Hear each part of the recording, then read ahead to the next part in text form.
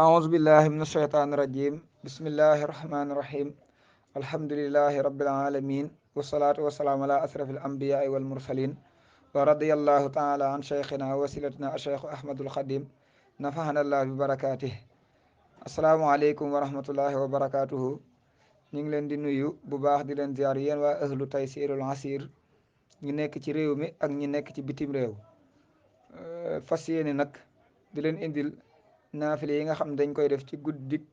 weeru koor wi ba weeru koor wépp jàll insha allahu taala di ko jële ci téereb sëriñ Chouaïb bu Mbàkke radiyallahu anhu bi ñuy wax quratul ayni sëriñ bi nag dafa wax ne ku julli guddi gu njëkk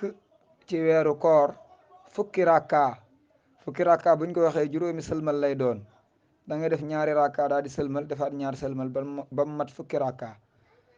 bu ca ne nga jàng ca faatiya benn yoon ak inna anzalnaahu ba saar wa jeex ñaari yoon ak qul yaa ayyuhal kaafiruuna ba saar wa jeex ñaari yoon ak qul huwa allahu ahad ba saar wa jeex ñaari yoon mu ne loolu ku ko def sunu borom dana xaraamal sa yaram ci sawara te it boo ca ñaanee aajo sunu borom dana la ko fajal